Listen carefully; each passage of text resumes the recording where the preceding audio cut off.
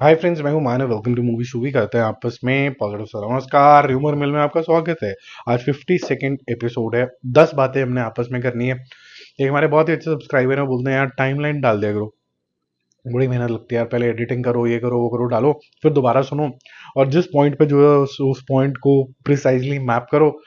करना मतलब देखो 10 मिनट और है, लेकिन इतनी देर में मतलब क्योंकि मेरे पास स्क्रिप्ट भी कुछ खास नहीं होती है, मैं कुछ पॉइंटर्स ही सिर्फ अपने पास होते हैं, कुछ ऐसा मैं सोच के तो बोलता नहीं हूँ। तो फिर बड़ा मुश्किल हो जाता है ये सब कुछ करना अकेले किसी भी कंटेंट क्रिएटर के लिए। कोशिश करेंगे कि डाल पाएं। अगर मुझे पता नहीं है जब मैं इसको एडिट करने जाऊंगा तो इतना टाइम मिलेगा कि नहीं मिलेगा, करने के लिए कोशिश जरूर करेंगे। तो फटाफट से 10 बातें कर लेते हैं। कोशिश करूंगा कि 25-30 सेकंड से ज़्यादा किसी के ऊपर ज़्यादा स्पेंड ना करूं, बड़े बड़े लंबे वीडियो ना हो। तो सूर्या की जो मूवी आ रही है वो काफ़ी ज़्यादा एक्साइटमेंट हो रही है उसको लेके। और इसका जो ऑफिशियल जैसे कैसे कहूँगा का जो ऑफिशियल रन टाइम आया है वो 3 घंटे वाला नहीं आया कि मुझे बिफोर पीरियड और ये वाला पीरियड डिस्क्राइब करना है। उन्होंने बोला कि यार बड़ा क्लियर करते हैं कि हम येस्टरडे ईयर्स पहले कवर कर लेते हैं। डबल रोल है, ये सबको पता चल चुका है, तो हम जो नया वाला जो पीरियड है वो हम फ्यूचर में कवर करेंगे। तो 2.36 आवर्स यानी कि 2 घंटे 36 मिनट की पिक्चर है, नॉर्मल जैसे होती है। उसमें से 2 घंटे हम हिस्टोरिकल दे देंगे और 30 मिनट के आसपास आपको टीज कर देंगे कि नया वाले में क्या होने वाला है। और इसके अंदर एक्सट्रीम आपको बिहेवियर दिखेगा। कैसे आज के ज़माने का सूर्या, जिसका नाम फ्रांसिस होगा यहाँ पर, जो कि हैप्पी गो लकी इंसान है, फन वन करता रहता है, वो एक वॉरियर में कैसे कन्वर्ट हो जाएगा जो उसका पास्ट था बहुत साल पहले, जंगली वाला पास्ट। और बॉबी देओल क्या डबल रोल में होगा नहीं होगा, होगा शायद, वो भी एक कॉन्टेम्पलेशन है। या फिर ऐसा हो सकता है कि बॉबी देओल का री इनकारनेशन होगा और सेकंड मूवी के अंदर आपको एक और विलन दिखेगा। मैं चाहूंगा कि ना हो, दोनों का री इनकारनेशन हो और कंटिन्यूम में रहे तो ज़्यादा मजा आएगा। क्योंकि अगर आप आज के अवतार के अंदर अगर आपको याद हो तो सूर्या के बहुत ही अच्छे पोस्टर आए थे, सूटेड वूटेड। और अगर हम बॉबी देओल की बात करें तो he can also look like extremely suave. मतलब उसके अंदर जेन्युइनली वो रेस वाली बात है। तो यहाँ पर मैं चाहूंगा कि उसको कंटिन्यू किया जाए, तभी मजा भी आएगा, कैरेक्टर कंटिन्यूएशन रहेगी। सेकंड नंबर पे हम बात करते हैं अखंडा की। इसके अंदर है NBK, नंदा बोले बालाकृष्ण। इनकी सारी पिक्चर जो होती है महा बकवास होती है, लेकिन आप ये बात बोल के देख लो तेलुगु ऑडियंस को गला वाला गाड़ देंगे आपको कि क्या है, हम सेलिब्रेट करते हैं बाला साहब को, आप कैसे बोल सकते हो इसको। बट मुझे ऐसा लगता है कि इनकी ये पिक्चर थी जो मेरे ख्याल से जहाँ पर इनकी जो स्ट्रेंथ है कि भाई कुछ भी उठा के फेंक दिया, कुछ कलाकारी कर ली, वो क्या होता है, वो सुपर नेचुरल जोन के अंदर, सुपर पावर के जोन के अंदर चला जाता है। तो अगर आदमी ये सुपर पावरफुल हो, अगर वो गॉडली इंसान हो, तो फिर तो आप इमीडिएटली एक्सेप्ट कर लोगे, फिर आप कोई डाउट नहीं रखोगे। और ये आदमी में एक चीज बहुत अच्छी है, थोड़ा मजाक अगर मैं साइड में करूं, जो भी करते हैं चाहे उल्टे पुल्टे काम करते हैं कि भाई अगर मंगलसूत्र जंगले में अटक गया तो ये नहीं कि दोबारा खोल के करते हैं, जंगले उखाड़ देते हैं। जिनको पता है, उन्होंने ये सीन देखा है, उनको पता है मैं क्या बोल रहा हूँ। तो लेकिन बड़ा कन्विंसिंगली करते हैं, मतलब पूरी सीरियसनेस है, शिद्दत है उसके अंदर। तो अखंडा अभी इसी तरीके की मूवी थी, पूरी शिद्दत से इन्होंने किया था। अखंडा 2 अनाउंस हो गई है। इसका जो वर्जन का नाम रखा गया है वो है ठंडा बम। तो क्या होगा इसके अंदर, क्या कंटिन्यूएशन होगी इस बारी, क्या आपदा आएगी कि अखंडा को दोबारा वापस आना पड़ेगा। और म्यूजिक भी ताबड़तोड़ होगा, कोई थमन है इसके अंदर। और जो डायरेक्टर साहब हैं बोयापति, वो भी सेम ही है। तो मेरे ख्याल से वो ही विल वेल यूटिलाइज NBK। और NBK के साथ इनकी ये चौथी पांचवी पिक्चर और सारी हिट ही होती है इनके साथ। तो ऑल द बेस्ट। मेरे ख्याल से ये मूवी इनको जम जाएगी, क्योंकि ऑलमोस्ट सुपर हीरो के जोन में और ये काम भी सुपर हीरो वाले ही करते हैं। थर्ड नंबर पे चलते हैं। अच्छा, बाय द वे, जहां पर हम ये देखते हैं कि साउथ की मूवी में बहुत ज्यादा गॉडली कनेक्शन आ जाता है, अब यहाँ पर godly connection actually organically fit in होता है, तो यहाँ पर कोई शिकायत भी नहीं है, तो ये भी बढ़िया बात हो जाती है इसके अंदर। मतलब issues are with, let's say, वो जो पिक्चर आई थी रक्षित शेट्टी की, रोहित शेट्टी, कौन कौन है जो भी है वो, नेशनल अवार्ड भी मिला उनको, कौन सी पिक्चर थी यार वो, लिखना जरा कमेंट बॉक्स में। यही है आज का, तो वो उसमें मेरे को इश्यूज थे, इसके अंदर इश्यूज नहीं है। थर्ड नंबर पे जो मोस्ट एंटिसिपेटेड मूवी का पिंग पोंग चल रहा है, एक दिन कोई आगे चली जाती है बुलबुलैया, एक दिन सिंघम चली जाती है, थोड़ा थोड़ा पुष्पा आने की भी कोशिश करती है, लेकिन at the moment as of now Singham 3 सबसे ज्यादा आगे लीड कर रही है, फिर बुलबुलैया और फिर पुष्पा 2। जो सबसे ज्यादा रिलीज से क्लोज हो जाता है वो सबसे आगे निकल जाता है, तो पुष्पा 2 भी मेरे ख्याल से आगे निकल जाएगी। क्या पुष्पा 2 में इतना दमखम होगा कि अम, वो बहुत ही नंबरों से आगे होगी, या छावा भी कुछ एक छाप छोड़ के चला जाएगा, ये देखने वाली बात होगी। मैं चाहूंगा कि छावा एक अच्छा कंपटीशन क्रिएट करे पुष्पा के लिए, मजा आएगा इसको देखने के लिए, क्योंकि Chhaava as a story you should not miss. Fourth number में अगर हम बात करें तो कार्तिक आनंद का एक और नया गाना आज रिलीज हुआ है। उसके अंदर पिटबुल भी हैं, उसके अंदर दिलजीत दोसांझ भी हैं, नील श्रीधर भी हैं। उनका वो जो ओरिजिनल गाना था, जो मेरे ख्याल से बहुत अच्छा परफॉर्म किया था अक्षय कुमार ने, भूल भुलैया का लीड सॉन्ग, और यहाँ पर भी वो टाइटल सॉन्ग सेम ही रखा गया और बीच में कुछ शब्दावली पंजाबी में और कुछ इंग्लिश में डालने की कोशिश करी गई है। वो इतनी लिरिक्स ऐसे हैं जो आए गए हो जाते हैं, हमको बिल्कुल समझ में नहीं आते हैं। पॉइंट असाइड, बीट्स बहुत अच्छे हैं, गाड़ी वाड़ी में बजेगा, सुपर हिट गाना होगा। पर एट द सेम टाइम मैं आपको जो पीछे एक पिक्चर दिखा रहा हूँ, ये किसी एक महानुभाव ने डाली है, जो मैंने अपने रिव्यू में भी कही थी, और मुझे ऐसा लगा कि शायद मेरे ही रिव्यू को किसी ने ऐसे डाल दिया। हर गाने का जो अच्छा स्टेप है वो सेम है। कार्तिक आर्यन का वही लेग मूवमेंट स्मूथ तरीके से होती रहती है, तो आपको कोई भी फ्रेशनेस फील नहीं हो रही है कार्तिक आर्यन में। क्योंकि अभी हमने बहुत सारी बार नहीं देखा है, 3-4 बार ही देखा है, तो आप बोल रहे हो कि हाँ यार, अभी बहुत बाकी एक्टर्स तो कुछ और करते हैं, ये कुछ और कर रहा है। बट अगर आप देखोगे कार्तिक आर्यन का अपग्रेड किया है, तो मेरे ख्याल से कोई अपग्रेड नहीं है। ये सिर्फ एक पॉइंट मैंने रखना था। मुझे ऐसा लगा कि अगर 2-3 जने सेम तरीके से सोच रहे हैं, तो उस बात में कुछ ना कुछ सच्चाई होगी। 5वें नंबर पे अगर हम चलें, तो शाहरुख खान का एक वीडियो आया, जो ऑब्वियसली यहाँ चलाऊंगा तो वो कई बार कॉपीराइट वगैरह आ जाता है, तो वो उसको नहीं चलाएंगे। टी सीरीज का तो बड़ा मजा आता है कॉपीराइट छापने के लिए।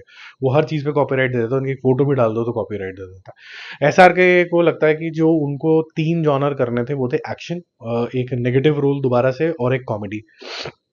तो अगर इसकी सीक्वेंस देखी जाए, तो उन्होंने एक्शन कर लिया पिछले साल बहुत सारा, और इतने सारे का रोल लेके आ गए।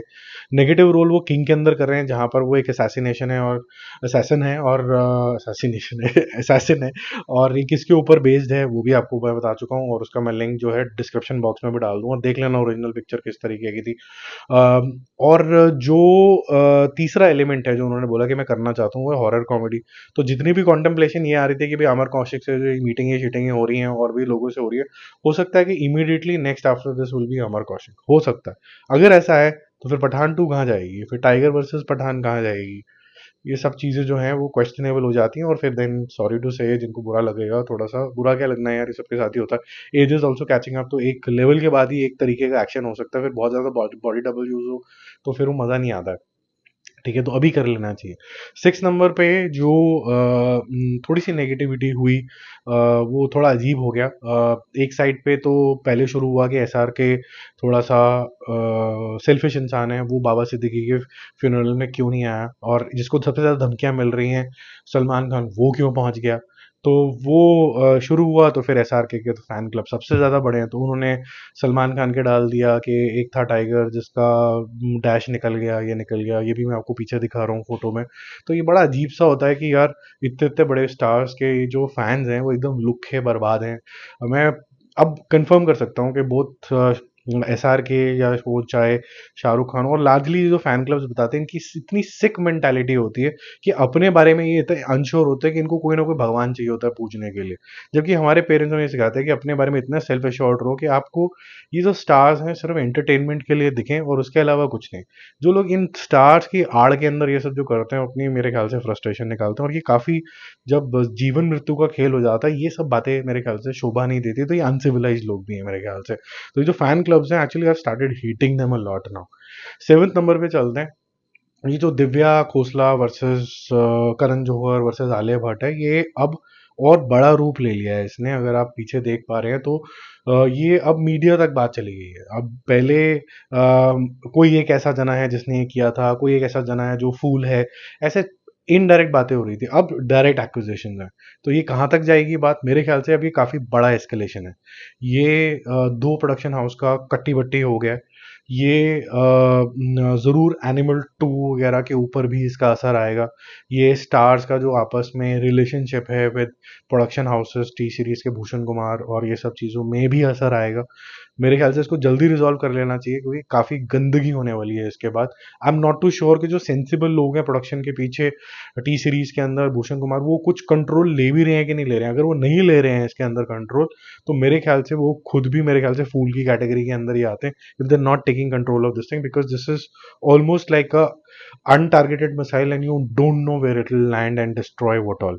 ठीक है, तो मेरे ख्याल से इसको टेम करना बहुत ज्यादा जरूरी है। समझदार लोगों को इशारा काफी, फोन उठाओ, बड़ी अच्छी चीज होती है, फ्री में कॉल होती है आजकल जियो के आने के बाद, उठाओ और मेरे ख्याल से रिजॉल्व कर लो। 8 नंबर पे एक बहुत अच्छी पिक्चर आने वाली है अगले साल मिड में 2025 के अंदर। गिप्पी गरेवाल ने सरदार भगत सिंह जी का जो भी जीवन रहा है उसके ऊपर एक पिक्चर बनाने का फैसला किया है।